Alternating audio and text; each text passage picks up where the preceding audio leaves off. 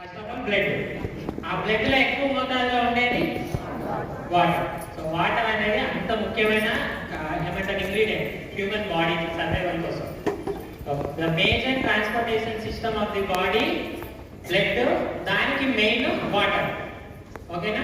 ఇంత ఎక్కువ ఉపయోగాలు ఉన్న నీరు అనేది కాలక్రమేణా మార్పులు జరుగుతూ వచ్చింది.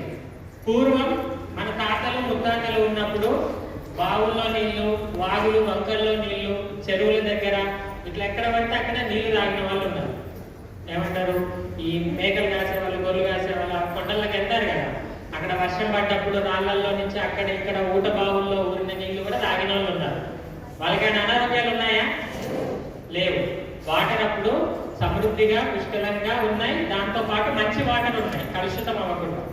కానీ ఆధునికత అన్న పేరుతో ఓవర్ మోడర్నైజేషన్ వెళ్ళిపోయి ఏమంటారు కొత్త కొత్త అన్ని కనిపెట్టుకొని మనిషి నీళ్ళని చెడగొట్టుకున్నాం. ఎట్లా అంటే ఇండస్ట్రీస్ పెరిగినాయా మన చిన్నప్పటికీ ఇప్పటికీ? కంపెనీలు పెరిగినాయి, వెహికల్స్ పెరిగినాయా?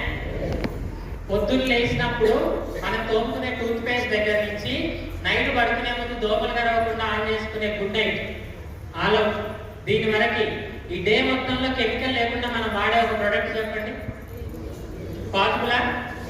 ఇదంతా వాడుతున్నాం, కడుగుతున్నాం, తోముతున్నాం, అంతా నీళ్ళతో కలిసి మళ్ళీ ఎక్కడికి వెళ్తుంది? భూమిలోకి కదా వెళ్తుంది. దీనివల్ల ఏమైంది? భూగర్భ జలాలు అనేటివి కలుషితమైంది.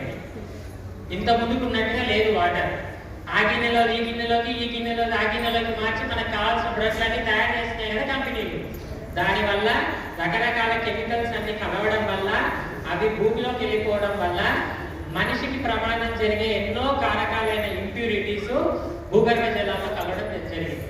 దీనివల్ల భూమిలో ఉన్న వాటర్ని ఇంతకుముందు మన పూర్వీకులు తాగినట్టు బోరింగ్ కొట్టుకోనో, బోర్లు వేసుకోనో, బావుల్లోనో తాగే పరిస్థితి లేదు.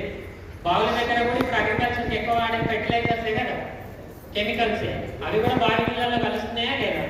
సో ఇట్లా ఓవరాల్ గా వాటర్ మనం తాగాలంటే ఖచ్చితంగా ఫిల్టరైజేషన్ జరగాలనే పరిస్థితికి మనిషి మనుగడ వచ్చింది.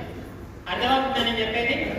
సో ఇప్పుడు వాటర్ మనకి ఫిల్టరైజేషన్ జరుగుతుంది. సరే, ఎందుకు ఫిల్టరైజేషన్ జరగాలి? ఫిల్టరైజేషన్ లో అతి ముఖ్యమైన 3 ఇంప్యూరిటీస్ ని వాటర్ ఏం తీసేయాలి, అది మనకి ప్యూరిఫై చేస్తుందా లేదా చూద్దాం. ఓకేనా? మన water purifier, first of all మన షార్ప్ వాటర్ ప్యూరిఫైర్ వచ్చేసి ఇది జపానీస్ టెక్నాలజీ అండి. తెలుసా అందరికి? Japan country Hiroshima Nagasaki bomb దాడి తర్వాత జపాన్ కంట్రీ